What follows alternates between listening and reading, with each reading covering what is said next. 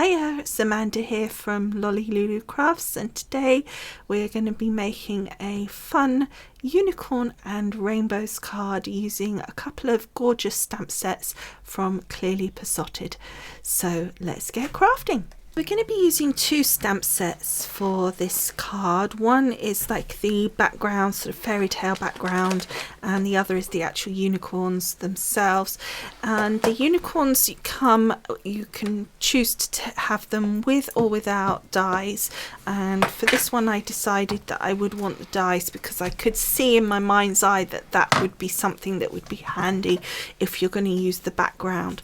So all we're doing here is stamping out my background stamp using Memento ink onto the Copic Express It card, and then I'm also then flipping that over because we're not stamping our unicorns on our background. We're going to, as I say, die cut those out.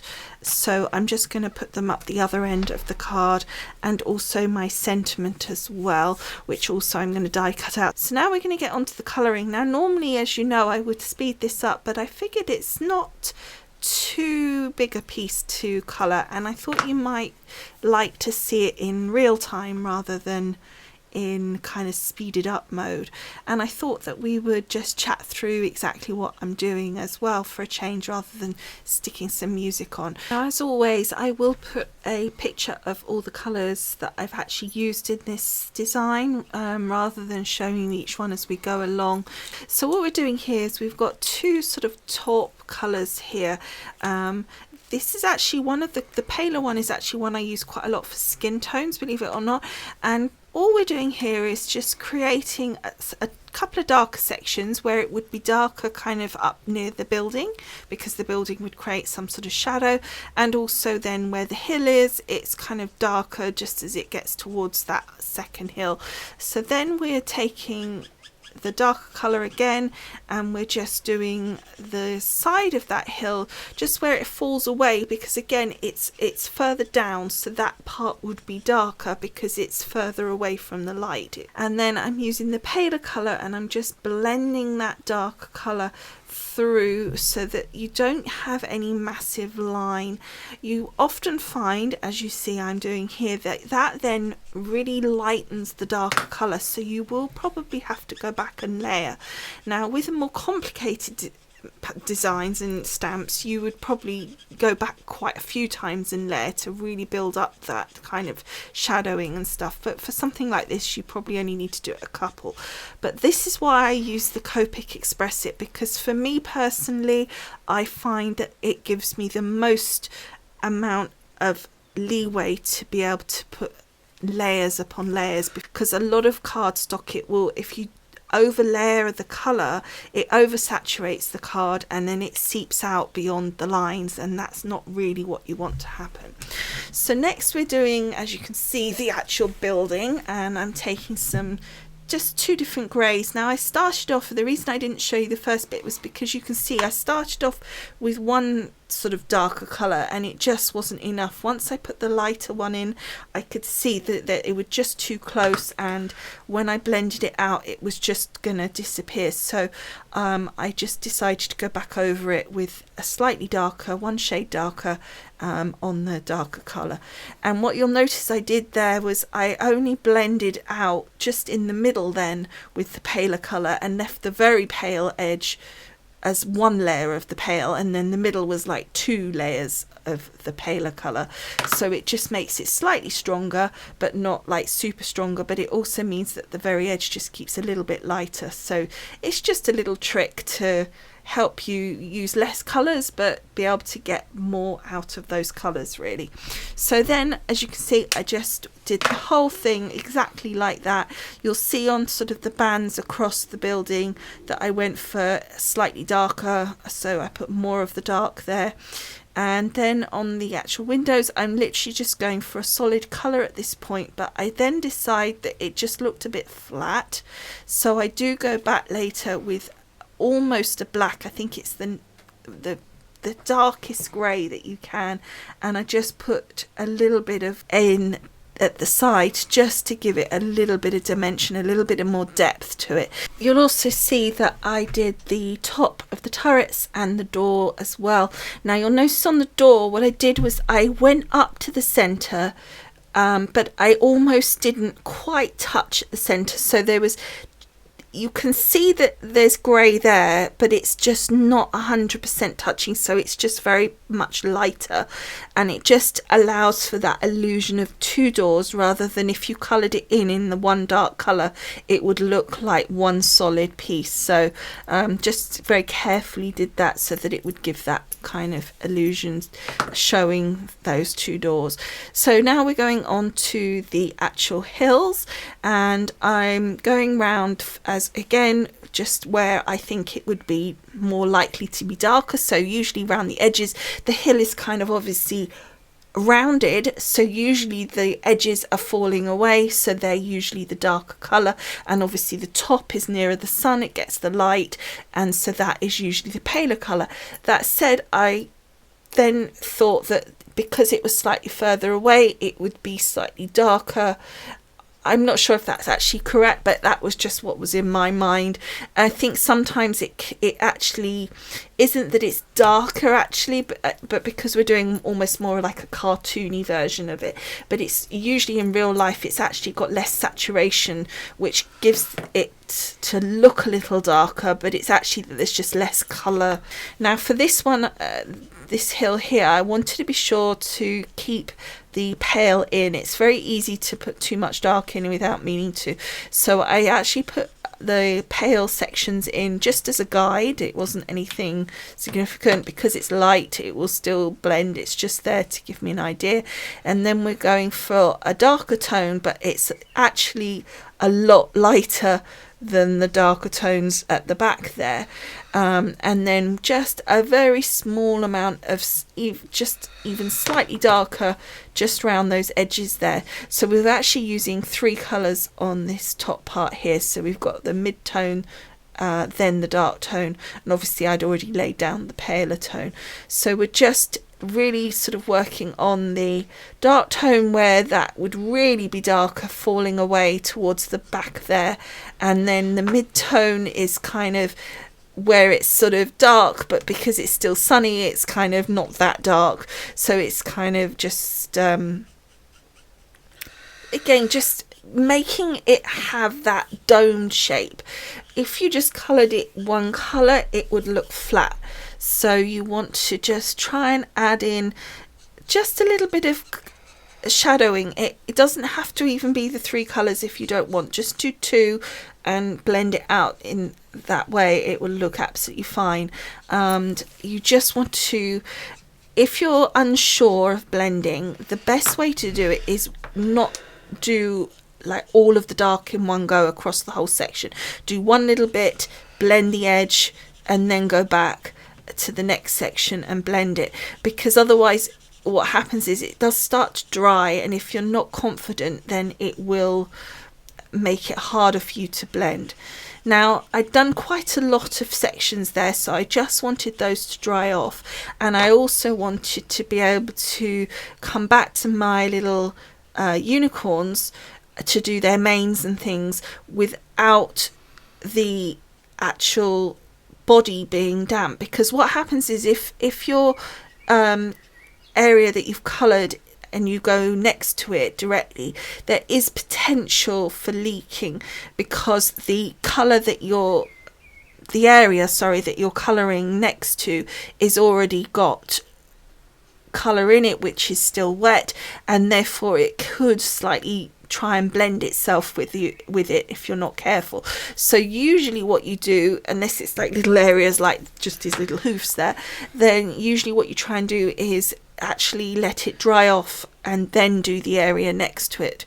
So that's why I went off, because the next section on this bit here was the greenery and the trees and things, so I wanted to be sure that they were nice and dry before I did that. Now for this I went for a slightly different technique to try and achieve that kind of sort of bit like the clumps of the bushes or and the trees that you get And so what we did was we did lots of little dots. We started with a darker colour again where it would be darker, so on this case mostly round the bottom of each part of the trees, and then we went to the mid-tone and I left a little white. Don't be afraid to do that, that's fine. And then I went in with my Colorless Blender. I used this a couple of times, like on the grey and on the pony there you saw I used a very pale colour, then I used the Colorless Blender.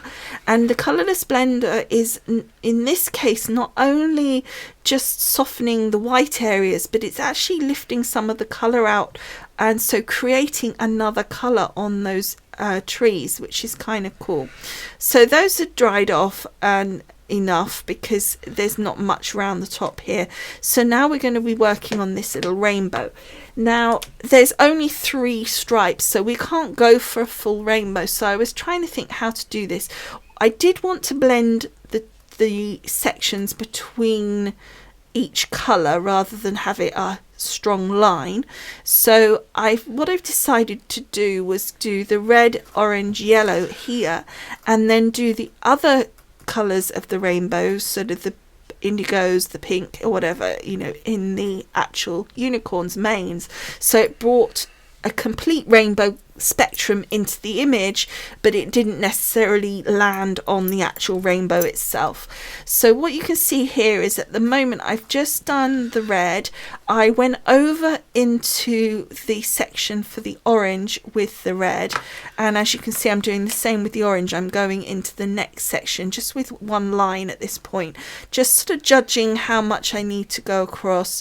I'm then going back because I think no, there's not quite enough red. The red's drying and it's softening down, so I just want to strengthen it a bit. And also the blend, the line is really still quite strong, so I just wanted to go back in and just really make that transition between the red and the orange much softer and more just blended, I guess. And then, as I say, we then went into the next section, and before it dried for this one I went in with the yellow so that it blended out even more. I thought that might help with the blending a bit, to go in a bit quicker, which is what we were talking about before. So then I allowed that to completely dry because I'm going obviously around the edges of the image now. And it's quite a simple thing. You just take your darker colour. You could use 2 or 3 colours, or just here I've done 1 colour and then the Colorless Blender. So I'm just going around the edge really quite roughly with the blue, and then I take the Colorless Blender and I literally just scrabble over the edges to just soften that edge where the blue joins the paper really, and just to make that down into a very nicely blended look. At the moment you can see the Colorless Blender, it kind of looks kind of almost like a grey.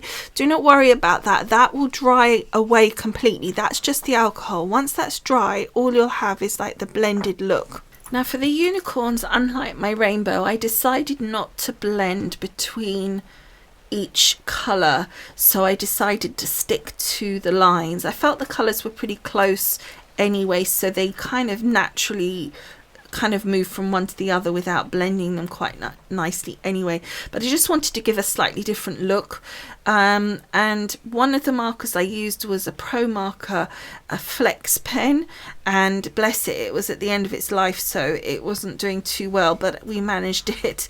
It's actually got loads of ink, but it's just the nib. I think I must have been putting the lid on really badly. So anyway, that's all of those coloured, and I think they came out really well. So as you can see, I just chopped them up a little bit so that they would go through my die cutting machine. Now for this one, this is just a Spellbinders die with the rounded corners. Again, I'll put details of all of the products used on the blog post, so just go to the link below this video and it will take you there, and at the bottom of that blog post is all the products used and links to them. It also has a picture of the markers that I use, so you'll see exactly what colours have been used as well. So, and by the way, I used Copic on the whole apart from that one. So that was the Sue Wilson flag die, which I love that set, and then this is obviously the little unicorns. So now that's all die cut, we're going to the construction of the card itself, and I've got this gorgeous piece of paper. Again, I'll put the pad name in the list of products for you, and it's a 6x6 card base, and I'm just using my Hunkydory wet glue, but any wet glue or any glue that's your preference you can use. I like the wet glue because I know that it will stick on nice and strong, but also it gives me that little bit of movement just to make sure everything's lined up exactly where I want it. So I just popped that down. I wanted that sparkle, really just thought it would go so well with that kind of green, and just add some nice shimmer to it. So then we just chop the excess off the top. There was a smidgy bit at the side. I suspect they just are slightly generous on the 6x6, or maybe my card base is slightly not generous. So I just popped those off with a pair of scissors, and then we're going to put my little background piece down next. Again, I'm just using my wet glue because I'm sticking it down onto some glitter, so I do recommend you use wet glue for this, whatever is your preference in wet glue, whether it be like a white PVA or whatever, but you don't want to really use a tape on something that's glittery because it just doesn't stick as well. So now I'm taking my little unicorns and I'm putting some foam tape on the back.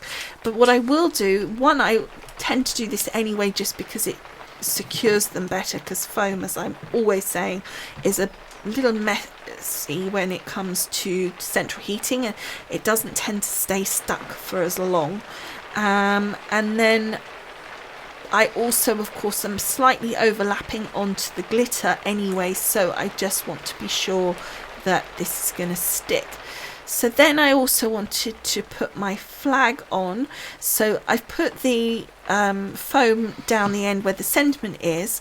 I know that it's going to hang over the edge, so I'm just going to position it where I want it to be, and then I will just stick that down. Again, that's going onto the glitter, so although I've used foam, I've put the wet glue there. Once that's in position, and it's slightly stuck, or if you haven't got the patience like me, you just do it straight away, cut off the excess. So then I had this lovely little accessory, I guess you'd call it, this lovely rainbow. It wasn't something I was going to do. I hadn't really thought this part through. I was sort of making it up as I went along at this point, and I just thought it would work really nicely and just add even more rainbows to it. And then I added these gems. I had these sort of mixed gems from Hobbycraft, which is here in the UK. I don't think they have it in the US or other countries. I think it is a UK craft place, but I think it's sort of like a Michael's or something like that. And they have these massive packs of mixed gems of different sizes and different colours. This particular one was like a pastel set, and it just had all the colours that went really nicely. So I just put a couple on the actual image, and then I thought it would look really nice to have some on the sentiment as well, just to add that, sort of bring the pink down, I guess, and just add some balance to the colour on the front of the card. So then I decided it just still needed that little bit of something, because I mean, with a unicorn and rainbow card, can you do too much of anything really? So we went for some crystal stickles. Now you could do, if you have some colours, you could try and, you know, put them to match the colours, but I felt like the crystal would look really nice on that, and it just, I think, just added a nice sparkle. So then, as always, I am never happy when there's a bit of weight on the outside, that the inside is not only plain, because there's so much going on the outside, and then you open it and it's like, it's a bit boring, but also it feels, even with the heaviest of card bases, all of a sudden when you put a load of stuff on the front, it suddenly feels really floppy and weak and just, well, frankly cheap. And it's just because of the difference in the weights. It just feels bad because the front feels so much heavier. So I like to always put something on the inside, and I went for something quite simple that you could still write on, and it was just pretty. It brought in that pink colour again, and that was it. That was the card done, and I just thought it was a really cute card. Anyway, I hope you liked it, and I'd love to hear your comments as always, and thank you so much for watching. Don't forget to go on across to the blog post to see all the photos, as always, I take a ton, and all the links to the products used. And of course, most important, you can subscribe to me over there and you'll get an email every time there's a video. Obviously, at the moment, things are a little bit more kind of random with the videos, so that would definitely help you to know when the video was, because obviously previously it was always on a Friday, but now it's sort of just as and when at the moment, so that would definitely help you to get that email. Otherwise, I'd love it if you could subscribe to me here on YouTube, and definitely please, if you've enjoyed it, give it a thumbs up, because it really helps me that YouTube know you like it. So thanks again, and I will see you again soon. Bye for now. Bye.